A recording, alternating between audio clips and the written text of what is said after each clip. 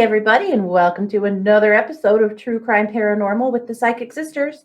This is Katie Weaver, and I'm here with my co-anchor, sister, and partner in crime, Kristi Brower. Good morning. Good morning. Hey, everybody. Excited to be here. This is our Monday case. Yeah, I hope The everybody had a beginning of the week. wonderful weekend. Right? Me too. And I hope you're not too hot. Yeah, Bodie actually, in America. really worried about all of y'all and that everything else is holding up for you. I saw the sweetest video of in Arizona of some people that looked outside and there was a little bobcat stretched out in their yard trying to get some shade. And they went outside and turned the hose on for him. And he drank for a really long time. And then he laid in the puddle in the muddy, wet grass for a long time and slept. And then he moved on, but I was just thinking about how what this heat is doing, not just to people, but to livestock, to wild animals, to domestic animals, Yeah. and to the earth itself. So please Right. be safe and be okay. Yeah. Well, and it is actually a really good idea now to put a couple of pans of water out in your yard. Oh, yeah. Because there are little animals who really need it and who are struggling. So it's something I'm going to do today. I saw someone on TikTok talking about it, honestly, and I thought, actually, that's a great idea because I have birds and squirrels in my yard and moles and voles and mice and, stuff like that are just not doing well. Yeah. Yeah, for sure. Yeah. Well, that's a great idea. I will definitely do that as well. Besides all that feeding and watering of the ravens and crows I'm doing. Right. I'm already doing a fair amount of that. Yes, I am. Well, hey, you guys, it is our Monday case. We're going to present a group case to you today. It's not a reading. It's a brand new case, so we won't read it because that to us is not ethical to do, as you know, as we've talked about lots of times. But it's a wild one. And we thought that it was one that you guys would be interested in hearing that you may not have heard about. Yeah. This case starts in Mississippi on Christmas night, 2020. Yeah. And on late Christmas night into the 26th, there was a fire at a single wide trailer. And they discovered inside that a woman had been burned to death in the trailer. That's so awful. Yeah. They also discovered that there was no smoke in her lungs.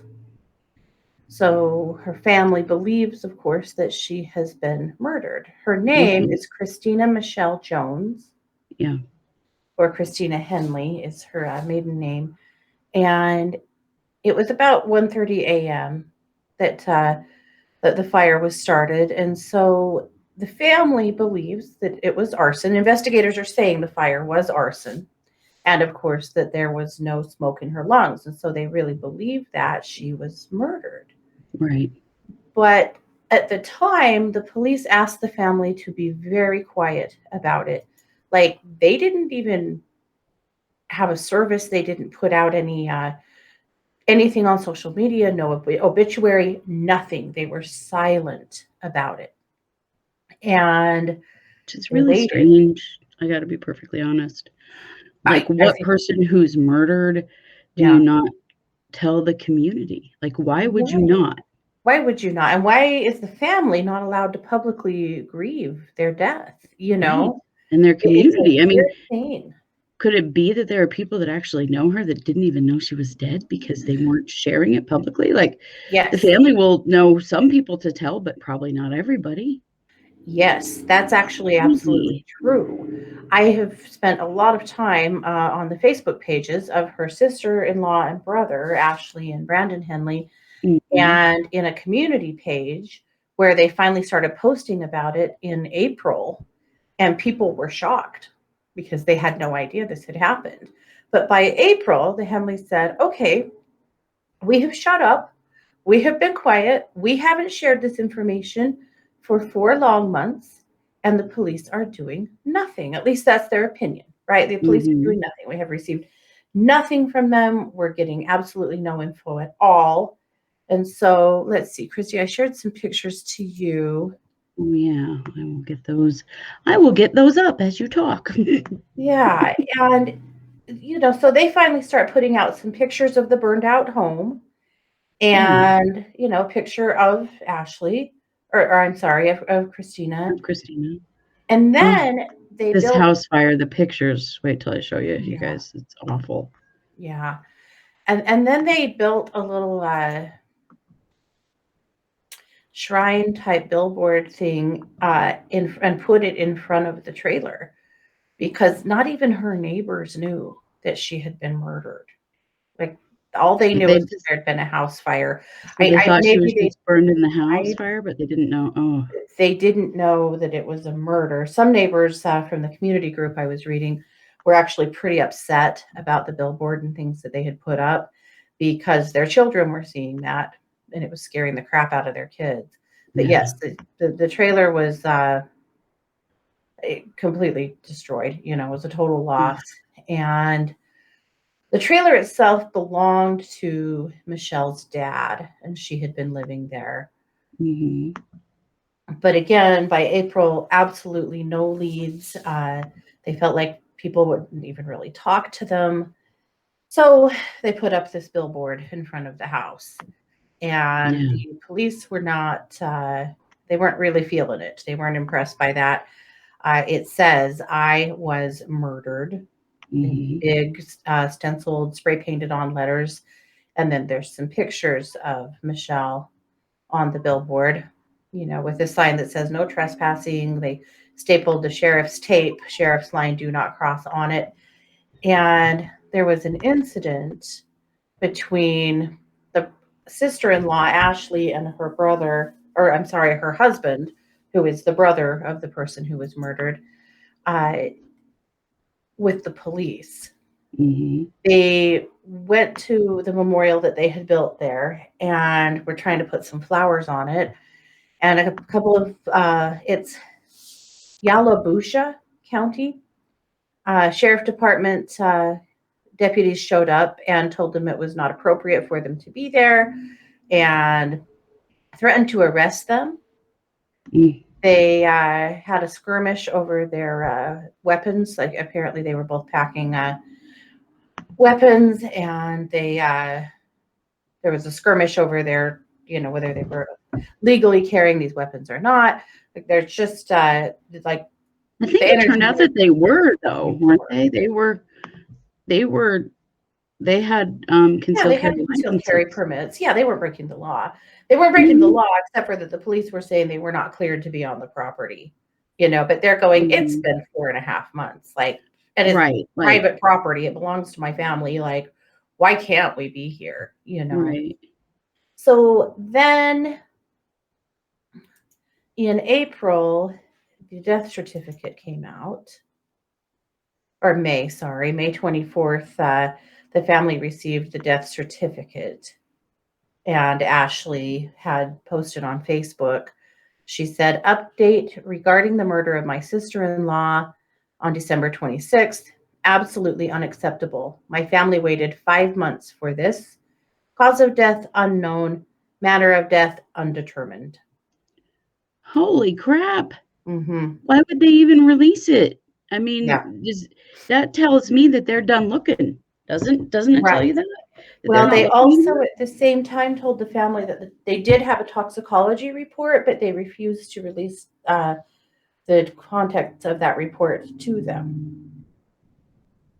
I don't get this because if they have Yeah. a toxicology report they don't want to release, that would indicate to me that they know she was drugged or there was some crime committed here. So why would they release a cause unknown death certificate? Yeah. Why not? I mean, we've seen this happening in Idaho and other cases, and why not just say it's an ongoing investigation, we can't release it? Right. Why? This is like a lie, clearly a lie. If they Yes. won't release the toxicology report, then there's something in it. Right. Right. And so the family is just pissed. They've waited and waited. Rightly They, so. they feel like the case is going cold. They Yeah. feel like, that no one's doing anything at all. They're just really, really frustrated. And basically, they're kind of making a public statement here that the gloves are off. We're done. Yeah. So move on into June, and that's where this case takes another really wild turn. So, Kristi, I'm going to turn the second part of this investigation over to you. Yeah. So Talk I'm to us gonna about just Ashley. throw up a picture here and then we'll. Okay, so Ashley Henley is Christina's sister-in-law. So her husband is Christina's brother.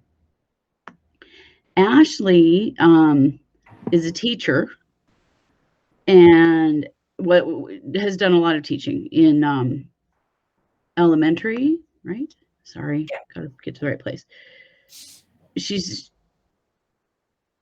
For 13 years, she was teaching in the DeSoto County School District, and then she also was an adjunct instructor in American history at Northwest Mississippi Community College. So then she has also been a politician. She served in the Mississippi House of Representatives from the 40th district from 2016 to 2020.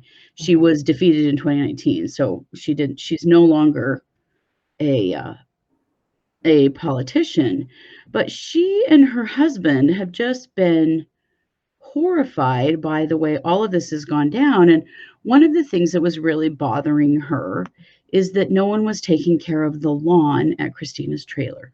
It was like this house was just burned down, abandoned, nobody cared anymore. It was just she was just disappeared, you know? And so as Katie said, they put up the sign, they've had these altercations with the police, and they decided that they were just going to start taking care of the lawn over there. Like it's gotten really overgrown and weedy and all this stuff. And I feel like they just knew that that's not what Christina would have wanted. Mm-hmm.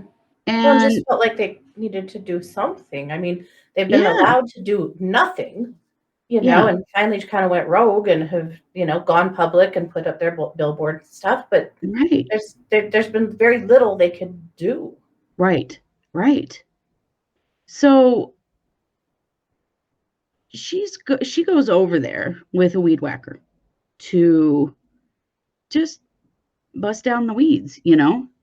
She said, and tidy up the yeah, property a little. just to try to make it look a little better, not so much like this person just never existed. I think it feels to me like it was like this was just so abandoned that it was like she never even mattered. Yeah. So on June 13th, so just 5 days ago, she was over there weed whacking, and she never came home. And her husband thought that was weird and tried to call her and couldn't get her, and called a friend who lived nearby and said, "Hey, will you go see if she's over there?" They went over and didn't see her. They thought that was weird, so they called the police, and the police came and found her, and she had been shot in the back of the head, murdered. Yeah. Just laying there with the weed whacker, like she was just trying to clean up. The police kind of think maybe these are connected, but they're not saying anything. Like there's so little being said out there now, but now we have two dead women. We have this family absolutely gutted over this situation, and still just weird silence. There's nothing out there about like, what are the police doing now? How could these two things be connected? I mean, there's no doubt that both of these women were murdered. And Ashley was murdered on the property where Christina died. You cannot tell me that there is not a connection to these two deaths. Yeah. When they're murdered in the same place. Yeah. And murdered after, really trying to keep Christina's death alive, really, and out there in the public view. I feel like she may have been shot because of that, Yeah. But I don't know. This is such a weird case. The way that the police are handling it is so strange. And so, and it may not be a lack of care, but it feels like a lack of care. Yeah. And Ashley and Brandon have a son. Brandon has lost his sister and his wife. Yeah. And that little boy has lost his mom and his aunt, and they're obviously close family. Yeah. And there's just nothing, where's the big press conference? Okay, we're taking this seriously. This is what, where is it? Where Well, where is the outcry, you know? the assistant district attorney said, as a matter of timing and location, obviously what happened to Ashley is very suspect. Very Very suspect. suspect. He She was was shot in shot the in the back of back of the the head. Yeah. Like, that's the thank you, Captain Obvious. What do you mean Yeah. very Very suspect? suspect. She was murdered, okay? She was murdered. Somebody shot her in the back of the head. Yeah. That's not suspect. That's murder, dumbass. And Yeah. and the trailer burning down, they believe, Ashley and Brandon said that you can tell when you go in the trailer that the fire originated in Christina's bedroom. Yeah. That the fire was started to cover the murder. Yeah. And if she has no smoke in her lungs, then she didn't die from the fire. And even if she did die from the fire, how was the fire set? Who set Right. the fire? They've Exactly. never proven that the fire was accidental. They've always said it was arson. This Mhm. is a messed up situation, Mississippi. What the hell Yeah. are you guys doing down there? So, according to News 3 WREG Memphis, Hmm. they say that days before Henley's death, investigators met with the district attorney's office to discuss new evidence found in the sister-in-law's death. But what? What And the hell is it? Why right, aren't they and sharing with a the newly community? released autopsy proves to be a critical piece of the puzzle Yeah. that they got together to discuss last week. But what is it? Because they're sure not sharing anything, and now No, Ashley and is murdered. and they're acting so nonchalant about it. And this is now two women murdered Mhm. 6 months apart, clearly connected. You can't tell me that those aren't connected, No. because I do not believe it. Oh, of But course they're connected. Yeah. but this feels typical a lot of times of women being murdered. You Mhm. know, it's almost so commonplace now Mhm. that it doesn't warrant, like, bring in the cavalry. Yeah. And that makes me really mad. This pisses me off a lot. Mhm. That What the hell are they doing? This is very suspect. What the hell? What kind of thing is that to say when someone's been shot in the back of the head? Yeah. Like, no, this is first degree murder. That's what this is, Yeah. not suspect. Yep. Mm. Yep. It is very Sorry, I'm concerning. getting all racy, but it just pisses me off. Like, Yeah. Well, it this is community very and family suspect have to lost these two me. women, and who cares? Who's Yeah. working on this? Yeah.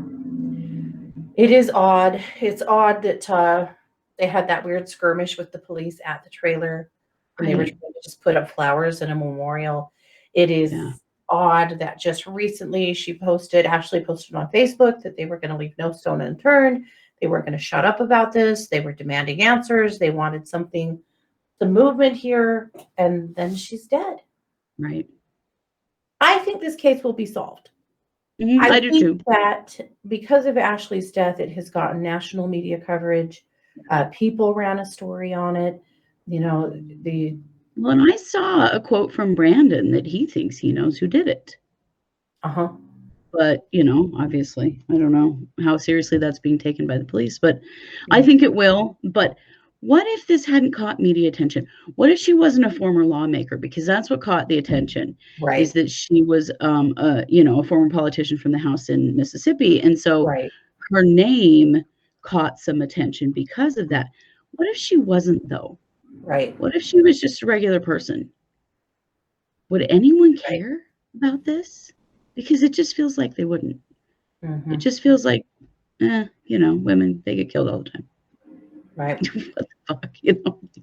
Sorry, YouTube. Sorry. The one thing they've not done is they didn't, at least so far, have not tried to blame Christina's murder on Christina, Good. and claim that she killed herself, which Right. we've seen so many times in So many completely times. improbable ways, like I people, hanging probably themselves after they were dead or stabbing right. themselves in the back 20 times and stuff like that. That at least hasn't happened, but yeah. Probably because they're white women. Hmm. White women don't get that stupid they died by exposure or suicide all the time, nearly as much as women of color do. That's true. Yeah. But still, this is Yeah. not getting nearly enough attention, I don't think. No. And what's going on in that community? Like, who else is at risk here? I mean, if they considered like community risk, Right. what led up Exactly. to this? Yeah. There is obviously a killer in their midst. And And a what's bold happening with one. that? Yeah. You think about how bold. This is a crime scene where someone was killed. They've got the big sign up about I was murdered. The cops have been there, all that stuff. It's the middle of the freaking day. And Yeah. she's standing out there weed whacking, and they're bold enough to shoot her in the back of the head. Yeah. That really says something about who they are. Yeah. And what kind of protection they think they have. Yeah. I really think it does. Yeah. This was not, Christina's death was done under the cover of darkness. Right. But Ashley's death was done in the middle of the freaking day. You just walk up and shoot somebody in the back of the head, or drive by and shoot someone in the back of the head. Like, you don't think somebody might see you, or you don't care, or you don't care, which is even scarier. Or you think that you are protected. Exactly. Because the way that Christina's case has been handled makes me think that that the police know, and that there's some kind of coverage going on here. Mm-hmm. And that person may have thought that they were good to go to kill Ashley as well. Just, this case does not sit well with me at all. So my belief is that now, because Ashley is a former lawmaker, because this case has got national steam, I believe that the FBI will get involved. I believe that there will be some involvement from the state of Mississippi that will take away their, the possibility of covering this up or of keeping something quiet. I think it'll be solved now. I do. Yeah. It may take a little time, but I really hope for Brandon's sake and for the rest of their family's sake. I mean, my God, can you imagine having two women in the family murdered within 6 months of each other? It's just, it's horrifying. So it is. That is the hope. And we'll keep an eye on this case, of course, and report back. And obviously, because it's such a new case, we're not going to read it because that's just not what we're going to do. But we wanted to bring it to you guys because we think it's very interesting and one you want to hear about. Yeah. So this is it for Monday. We will be back tomorrow with another brand new case, as well as Wednesday. We'll be back Wednesday night for case updates and Thursday night for the psychic hour. A quick reminder that it is my birthday week. And on my show, on my psychic show on Tuesday mornings, on my birthday, I always do a birthday giveaway show. And so if you'd like to come and be a part of that and maybe win something cool from me, like a reading or something I've made or something Scott has made or something, come over. It could be so many things if it's something you or Scott have made. Oh my gosh. Right? Yeah. Plus, I'm getting some really cool stuff for my birthday to make more cool things. So what can I say? I will be your guinea pig, whatever you need me to provide, I will. Yes, you're in. I gotcha. To do that, just find me on YouTube, Domestic Mystic, and come over and watch my live stream and be a part of my chat. And that happens on Tuesdays at noon Mountain Time. So, or 11 a.m. Pacific or 2 p.m. Eastern. So come over and find me and be a part of it and let me give you something cool. I hope I can. So that'd be very awesome. Yeah. And then, yes, so that we have all our great stuff coming up this week. So if you want to suggest a case, head over to paranormalpodcast.com. Patrons. True Crime Paranormal. True Crime Paranormal. Where am I? True Crime Paranormalpodcast.com. Patrons, brand new case broke over the weekend. We did a Canadian crime battle, something some of you have requested. So we dove into quite a few, 6 different Canadian cases, and did a quick, rapid fire presentation and reading back and forth like we've done in the past. So watch for all of it, guys. There's a lot going on around here. So thanks for being here. This has been another production of True Crime Paranormal with the Psychic Sisters. Take care. Bye, guys.